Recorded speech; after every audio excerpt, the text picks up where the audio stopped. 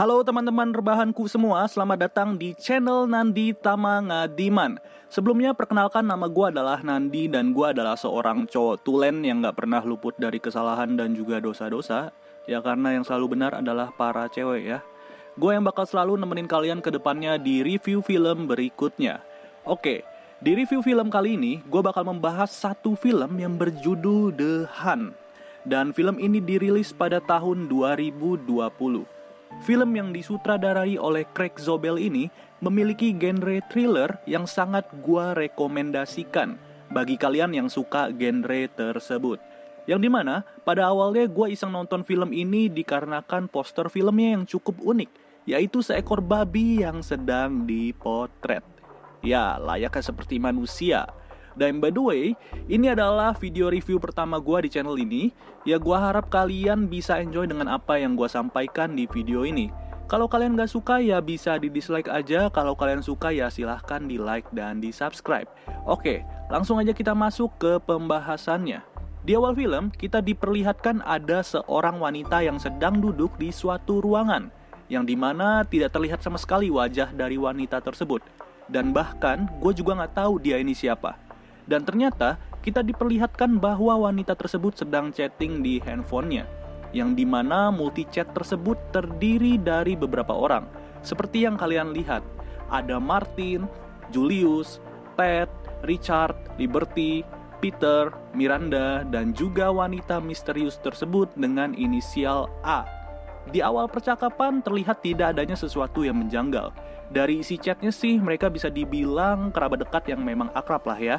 Tapi di ujung percakapan, si cewek berinisial A ini mengetik suatu pesan yang terdapat kata The Hun dan juga The Manor. Ya, gua minta kalian ingat kata-kata The Manor. Kalau diartikan, kalimat tersebut berarti setidaknya sebentar lagi perburuan, tak ada yang lebih baik dari pergi ke Manor dan membantai orang tercela. Dan film pun dimulai. Scene berikutnya, kita diperlihatkan percakapan antara dua orang yang jelas seorang wanita itu adalah pramugari dan seorang lelaki yang gua nggak tahu itu siapa. Percakapan ini tentunya menunjukkan keberadaan mereka yang sedang di pesawat. Lalu, sang pramugari tersebut menuangkan bir ke gelas lelaki itu. Malah luber. Dan ternyata pramugari tersebut sedang melihat seorang cowok yang keluar dari belakang pesawat. Tiba-tiba, seluruh penumpang pesawat tersebut teriak dan rusuh. Awalnya gue bingung, kenapa mereka kaget lihat orang keluar dari belakang pesawat. Padahal kan sama-sama manusia, udah kayak gak pernah lihat manusia aja gitu loh. Dan di saat pria tersebut histeris, ada seorang aki-aki yang mencoba menolong pria tersebut dan mengaku sebagai dokter. Aki-aki tersebut pun menawarkan bantuan dengan mencoba menenangkan pria histeris itu.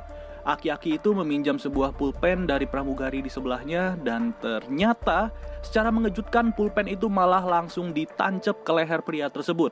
Langsung deh, tuh darah muncrat udah kayak lubang selang air yang kita tekan pakai jempol.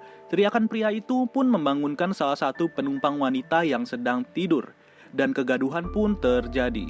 Gak lama setelah itu, seorang wanita yang terbangun itu langsung mengambil high heels miliknya dan langsung menusuk ujung high heelsnya ke mata pria tersebut. Ya, alhasil pria tersebut KO lah ya. Ia pun langsung diseret ke suatu ruangan belakang pesawat dan ternyata di sebelah pria tersebut terdapat wanita berjaket biru yang sedang tertidur. Kita diperlihatkan wanita blonde yang sedang terbangun dari ketidaksadarannya. Yang lebih anehnya lagi, wanita tersebut terbangun dengan mulut yang dirantai seperti layaknya hewan. Sumpah sih ini aneh banget sih ini. Gua pas nonton ini juga heran, kok bisa kayak gitu. Dan ternyata wanita blonde tersebut adalah wanita yang tertidur bersama pria histeris tadi di ruangan belakang pesawat. Wanita blonde itu pun bangun dan bingung dia lagi di mana. Gak lama setelah itu, di dekat sungai ia melihat seorang wanita berbaju oranye yang sedang jongkok dengan kondisi mulut yang dirantai juga. Wanita berbaju oranye tersebut terlihat sedang memegang sesuatu bertuliskan kristal. Tulisan tersebut adalah nama dari wanita yang sedang jongkok itu. Cewek blonde berjaket biru itu pun meneriaki kristal. Tapi si kristal malah diem aja dan gak nengok sedikit pun. Dan dia malah pergi gitu aja. Gak lama setelah itu, si cewek blonde berjaket biru itu pun berjalan ke tengah lapangan. Yang ternyata dia baru sadar kalau dia gak cuma berdua sama si kristal di hutan itu. Ada beberapa orang juga dengan kondisi mulut dirantai seperti cewek blonde tersebut, dan mereka saling melihat satu sama lain dengan rasa penasaran yang tinggi dan juga bingung. Di tengah lapangan tersebut ternyata malah ada satu peti kayu besar dan juga linggis yang gak tahu maksudnya apaan. Salah satu dari mereka mencoba mendekati peti tersebut dan membukanya. Tiba-tiba ada satu bapak-bapak yang bilang itu adalah jebakan dan jangan dibuka. Mendengar omongan bapak itu, orang-orang yang tadinya dekat dengan peti tersebut langsung mundur jauh ke belakang. Tapi tidak dengan cowok bertopi yang penasaran dan tetap mau membuka peti itu pakai linggis. Gua kira mah isinya monster atau apaan gitulah ya. Pas nonton ini gua udah deg-deg aja gitu. Yang keluar ternyata... Gua pun sadar, seekor babi ini mengingatkan gua dengan poster dari film yang menampilkan potret seekor babi juga ya. Jadi poster film ini juga kan potret seekor babi gitu ya. Mungkin ada hubungannya. Di sisi lain, pria bertopi tersebut merasa melihat sesuatu yang masih ada di dalam peti besar tersebut. Dan bener aja, pas ditarik, sesuatu yang ada di dalamnya ternyata adalah rak yang berisi senjata-senjata seperti pistol dan juga pisau. Mereka pun langsung mengambil senjata masing-masing dengan rasa bingung dan juga penasaran. Saat berjalan, si wanita blonde berjaket biru ini menemukan sebuah kunci untuk membuka rantai di mulut mereka. Mereka pun saling membuka satu sama lain. Gak lama mereka mengobrol, mereka mendengar suara tembakan di ujung lapangan. Yang gak tahu dari mana suara tembakan itu. Dan tiba-tiba, si cewek blonde itu udah kena headshot aja. Ya, padahal di awal film gua kira cewek blonde ini bakal jadi MVP sih di film ini, sumpah. Ternyata ekspektasi gua salah. Dari banyaknya serangan yang mereka dapatkan di lapangan, tersisalah 4 orang yang saling ngobrol satu sama lain. Lalu mereka mencoba memanjat pagar berkawat untuk kabur dari tempat itu. Di saat mereka memanjat, ada beberapa panah yang menembak ke arah pria bertopi dan akhirnya mengenai pria bertopi tersebut. Alhasil, ia pun harus koit di hutan tersebut. Lalu, 3 orang tersisa melarikan diri dari hutan tersebut dan menemukan sebuah minimarket. Mereka merasa bahwa itu adalah tempat yang aman untuk bersembunyi dan meminta bantuan. Saat masuk ke minimarket tersebut, mereka disambut oleh seorang kakek dan seorang nenek yang berjaga di kasir. Awalnya, tampak minimarket ini terlihat normal. Namun tidak setelah salah satu dari mereka mengambil makanan di rak minimarket tersebut dan keracunan. Mereka pun bingung dan bertanya apa yang terjadi. Dan ternyata kakek nenek tersebut sudah memakai masker gas dan bersiap untuk menyemprot gas beracun di dalam minimarket tersebut. Yap, dari sini terlihat bahwa penjaga minimarket itu pun bukan orang yang baik. Entah apa yang terjadi di kota ini. Gue sendiri pun bingung. Kok bisa-bisanya minimarket pun membunuh orang yang datang untuk meminta pertolongan. Mereka bertiga pun langsung ditembak dan disembunyikan di gudang belakang. Gak lama dari kejadian itu, ada suara panggilan dari walkie-talkie yang dimiliki kakek nenek tersebut. Dan mereka diberitahu bahwa akan ada satu orang berinisial Snowball yang sedang menuju ke minimarket tersebut. Mendengar panggilan tersebut, kakek nenek itu langsung bersiap-siap seperti semula dan seolah-olah tidak terjadi apa-apa. Di sini gue sadar, ternyata yang berinisial Snowball tersebut adalah si Crystal yang tadi sedang jongkok di pinggir sungai. Gue pun bingung entah gimana caranya dia bisa kabur dengan ekspresi secuek itu. Hey there. Saat memasuki minimarket tersebut, si Crystal menunjukkan wajah cuek dan tidak adanya rasa penasaran sama sekali. Ia pun meminta sekotak rokok beserta koreknya untuk ia beli. Lalu ia membayarnya dan menunggu kembalian dari si nenek tersebut. Sambil menunggu, ia bertanya sedang berada di mana. Si nenek pun menjawab di Arkansas. Ya, buat yang nggak tahu, Arkansas adalah satu negara bagian di Amerika Serikat. Mendengar jawaban dari nenek tersebut, si Crystal langsung menghajar mereka berdua dan menembaki mereka berdua sampai tewas dengan merebut shotgun si kakek. Dari jawaban si nenek lah, Crystal sadar bahwa mereka sedang berbohong. Karena harga rokok di Arkansas hanyalah $6 dan kembalian yang ia terima tidaklah sesuai dengan harga rokok Arkansas yang sebenarnya. Sumpah sih, ini si Crystal keren banget sih. Dia punya instingnya sama nalarnya kuat banget. Sumpah, favorit. Singkat cerita, Crystal keluar dari minimarket tersebut dan melihat mobil pick up yang sedang terparkir. Dan ia pun tidak langsung percaya dengan keberadaan mobil tersebut. Benar saja, saat ia mengecek plat nomor mobil tersebut yang bertulis Arkansas, ternyata itu hanyalah plat palsu. Crystal pun langsung sadar di mobil tersebut sudah dipasang jebakan. Di gagang pintunya terdapat senar yang sudah dikaitkan dengan tangki bensin mobil. Apabila gagang pintu ditarik, maka mobil itu akan meledak bersamaan dengan orang yang membukanya. Tidak lama kemudian, datanglah seorang pria brewok yang menghampiri mobil tersebut. Si Kristal pun langsung bersiul dan memberitahu ke pria tersebut bahwa mobil tersebut jebakan. Pria brewok tersebut pun langsung berterima kasih dan langsung mengikuti Kristal sebagai temannya. Di saat mereka menyusuri rel kereta api, tidak lama kemudian mereka melihat kereta api yang sedang berjalan. Mereka pun langsung berlari masuk ke dalam salah satu gerbong kereta api untuk kabur dari wilayah tidak jelas itu. Saat mereka sampai di suatu tempat, mereka ternyata berada di salah satu pangkalan militer salah satu wilayah. Yang gue sendiri juga nggak tahu itu di mana. Kok bisa ada pangkalan militer? Mereka berdua pun langsung dibawa ke markas pimpinan dari militer tersebut. Sesampainya di sana, Kristal langsung dipisahkan dari pria brewok itu dan diinterogasi oleh pimpinan militer. Kristal pun berkata bahwa tadinya ia sedang makan di Mississippi, lalu ia dibuat pingsan selama 18 jam. Bisa dibilang si Kristal ini diculik seperti orang-orang di hutan yang tadi. Dan ia meminta bantuan untuk diberitahu kepada kedutaan Amerika dan tolong menjemput mereka. Setelah itu, pimpinan militer pun bertanya, "Apakah kau diburu?" Pertanyaan ini tentu saja bikin gue bingung.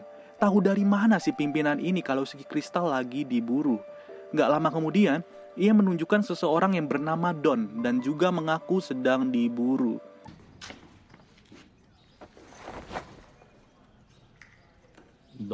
Don dan Kristal pun dipersilahkan untuk makan di camp tersebut dan beristirahat. Tidak lama kemudian, mereka melihat datangnya mobil kedutaan Amerika yang baru saja masuk ke camp tersebut. Don pun terlihat senang tahu mereka sedang dijemput. Scene berikutnya kita diperlihatkan Kristal dan Don sudah berada di mobil kedutaan bersama pria yang menjemput mereka. Di tengah perjalanan mereka saling ngobrol satu sama lain dan pria tersebut menjelaskan bahwa akan mengeluarkan mereka dari tempat ini. Pria tersebut berkata bahwa ini adalah ulahnya para elit atau orang-orang kaya di Amerika. Dan Don bertanya mengapa mereka dipilih. Pria tersebut pun menjawab mungkin adanya dendam pribadi. Don pun merasa dia tidak punya salah kepada siapapun yang menimbulkan dendam pribadi. Si Kristal yang nampak curiga dari penjelasan pria tersebut langsung menendang pria tersebut dan mendorong pria itu keluar dari mobil yang sedang berjalan.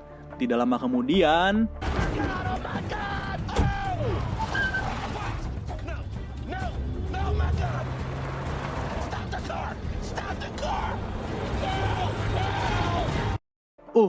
yes, Kristal pun langsung mengambil pistol yang ada pada pria tersebut dan membuka bagasi mobil. Saat ia membuka bagasi mobilnya, ternyata isinya adalah jasad dari pria brewok yang bersama Kristal di kereta tadi. Kristal pun menemukan sebuah map dan juga setumpuk uang yang ada di dalam bagasi tersebut. Don pun sadar bahwa orang yang menjemputnya adalah orang yang sudah dibayar oleh pihak tertentu untuk menangkap mereka.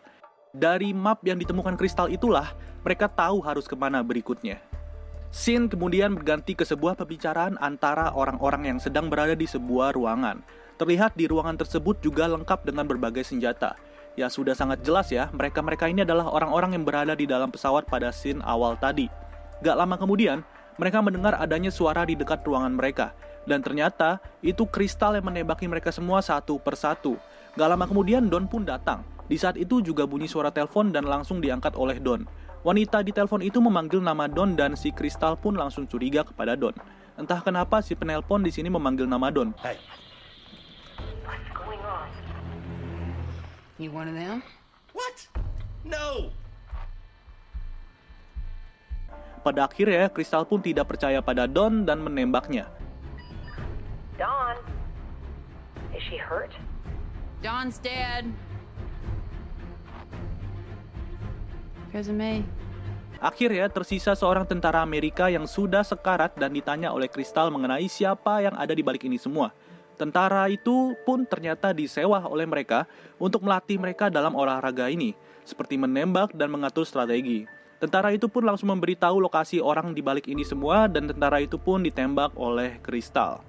Singkat cerita, si Kristal langsung datang ke lokasi pelaku tersebut dan ia pun diarahkan kepada sebuah rumah mewah. Ketika sampai, Kristal pun diberitahu melalui CCTV untuk meletakkan senjatanya ke dalam kotak surat dan harus masuk tanpa senjata. Kalau tidak, maka ia akan diledakkan dengan bom yang sudah ditanam tepat di bawah Kristal berdiri. Ya nurut aja lah ya si Kristal daripada mati konyol. Saat memasuki rumah tersebut, Crystal pun langsung melihat seorang wanita. Mereka pun saling ngobrol dan bertanya satu sama lain. Ternyata, wanita tersebut adalah wanita yang sama di scene awal film. Mereka pun saling berkelahi dan adu jotos satu sama lain. Perkelahian antar wanita pun gak bisa dihindarkan lagi. Terlihat dari perkelahian ini, Crystal sudah tidak bisa melawan terlalu banyak, yang dimana ia sudah terkena luka yang cukup parah. Luka tusukan pisau di perut membuat Crystal harus terkena pisau blender yang ditusuk oleh cewek tersebut ke perutnya. Tapi si Crystal tidak diam gitu aja. Dia juga langsung menusuk perut wanita tersebut dengan pisau blender yang menancap di perut si Crystal. Ya, jadi kayak berbagi rasa sakit itulah. Cuma si Crystal sakitnya double sih. Mereka berdua pun tepar satu sama lain dan saling bertanya satu sama lain lagi. Wanita misterius tersebut bertanya satu pertanyaan terakhir kepada Crystal. Apakah dia adalah orang yang tepat dengan nama pengguna Justice for Y'all? Are you justice for y'all? Dan Crystal pun menjawab bukan. Ya, wanita misterius tersebut pun syok dan tewas. Malah si Crystal yang masih hidup dan langsung membersihkan luka dan badan. Crystal pun berdandan layaknya orang kaya dan langsung masuk ke pesawat pribadinya wanita tersebut dan meminta untuk dipulangkan. Dan film pun berakhir. Ya, pasti kalian bertanya-tanya kan, sebenarnya apa sih yang terjadi? Kok bisa gitu loh mereka diculik lalu ditempatkan pada sebuah hutan yang gak jelas itu apaan? Emang mereka salah apa sampai segitunya amat? Dan siapa sih Justice for Y'all? Terus siapa sih wanita misterius itu? Kok bisa-bisanya gitu dia bikin game kayak gini? Gue yakin pertanyaan itu pasti muncul di pikiran kalian. Gue pun juga ngerasa gitu pas nonton film ini. Nih, gue kasih tahu jawabannya ya. Sebenarnya dari awal film kita udah dikasih tahu satu kata kunci yang menjawab kisah dari film ini. Seperti yang gue bilang di awal pembahasan, kalian harus tetap notice sama kata the manner. Yap, semuanya bermula ketika ada satu netizen dengan username Justice for Y'all yang membahas mengenai teori konspirasi yang dimana di teori konspirasi tersebut mengatakan bahwa sekumpulan orang-orang kaya di Amerika atau crazy rich ya, itu ternyata mempunyai sebuah hobi yang cukup mengerikan, yaitu hunting manusia atau berburu manusia. Ya, olahraga berburu manusia ini dideskripsikan sebagai olahraga bagi para orang kaya, dan manusia yang diburu adalah orang-orang miskin di Amerika. Teori konspirasi itu muncul bukan karena tanpa alasan.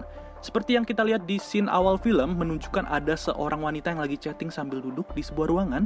Lalu di multichat itu si wanita ini mengetik pesan yang berkalimat, setidaknya sebentar lagi perburuan. Tak ada yang lebih baik dari pergi ke manor dan membantai orang tercela. Yang dimana The Manor atau Manor Gate adalah sebuah tempat buatan yang disiapkan khusus untuk melakukan olahraga berburu manusia. Jadi hutan, minimarket, dan sebagainya itu adalah lingkungan dari Manor Gate. Mereka-mereka semua yang ada di multichat tersebut adalah orang yang sama juga di scene awal film yang sedang di pesawat. Mereka adalah orang-orang kaya yang terlalu banyak uang dan mungkin bosan untuk melakukan hal yang biasa. Di akhir film juga ditampilkan scene di mana wanita misterius itu sedang berada di sebuah perusahaan. Ternyata ia adalah seorang CEO dari perusahaan ternama di Amerika. Dia bernama Athena. Makanya di percakapan itulah dia mempunyai inisial berhuruf A. Di scene yang menampilkan Athena sedang berdiskusi dengan seorang wanita dan seorang pimpinan perusahaan, diceritakan juga sebenarnya apa yang terjadi. Kok bisa sih Athena sekejam itu? Apakah dia psikopat? Sebenarnya Athena tidak mempunyai niat sejahat itu, guys. Ketika ia diberitahu oleh pimpinannya mengenai adanya berita viral yang dibahas netizen, yaitu teori konspirasi mengenai perburuan manusia yang dilakukan oleh CEO dan rekan-rekan di suatu perusahaan terkenal, dalam artian yang dimana ini adalah chat dari Athena dan teman-temannya di awal film. Chat ini pun menjadi omongan di antara netizen, yang dimulai dari sebuah akun yang bernama Justice for Y'all. Hal inilah yang bikin Athena geram. Karena sebenarnya chat itu hanyalah sebuah candaan dan tidak benar sama sekali mengenai perburuan manusia. Tapi karena netizen-netizen maha benar dan sok taunya tingkat dewa, dan seolah-olah menginginkan hal itu benar terjadi, maka dari itu diwujudkanlah secara real olahraga perburuan manusia itu oleh Athena dan teman-temannya. Secara Athena dan teman-temannya adalah crazy rich gitu loh. Langsung dibuatin beneran tempat perburuannya dan bahkan mereka juga menyewa seorang tentara untuk melatih mereka menembak dan berburu. Athena yang sudah terlalu geram dengan teori konspirasi tersebut lalu berniat untuk melacak info dari lokasi netizen-netizen yang membuat terjadinya teori konspirasi tersebut. Dan ternyata netizen-netizen yang membahas teori konspirasi itulah yang diculik dan dimasukkan ke dalam Manor Gate. Salah satu akun yang memulai ini semua dengan username Justice for Y'all itu ternyata adalah seorang wanita bernama Crystal. Dan maka dari itulah di akhir film Athena bertanya kepada Crystal, apakah kamu justice for you? Dan si Crystal menjawab bukan. Bisa disimpulkan Athena salah menculik orang yang bernama Crystal. Jadi tim riset Athena keliru untuk mendapatkan informasi mengenai Crystal yang asli atau justice for you. Sedangkan netizen yang lainnya adalah target yang benar. Ya, jadi Crystal yang asli sebagai justice for you itu masih hidup ya guys. Dan itu membuat Athena kecewa karena teori konspirasi itu bakal dibuktikan lebih real lagi. Yang pada dasarnya sebenarnya nggak ada perburuan manusia. Tapi karena netizen yang sok ngide bikin teori konspirasi, terjadilah perburuan manusia yang sesungguhnya karena mereka merasa tersinggung dan juga sudah geram dengan berita-berita hoax tersebut. Jadi ya ini pelajaran buat kalian semua yang suka membahas teori konspirasi yang belum tentu benar adanya. Lebih baik kalian diam aja dan ya kalau mau diskusi ya secara tertutup aja ya. Karena internet itu bisa diakses siapa aja dan bisa dilacak keberadaannya.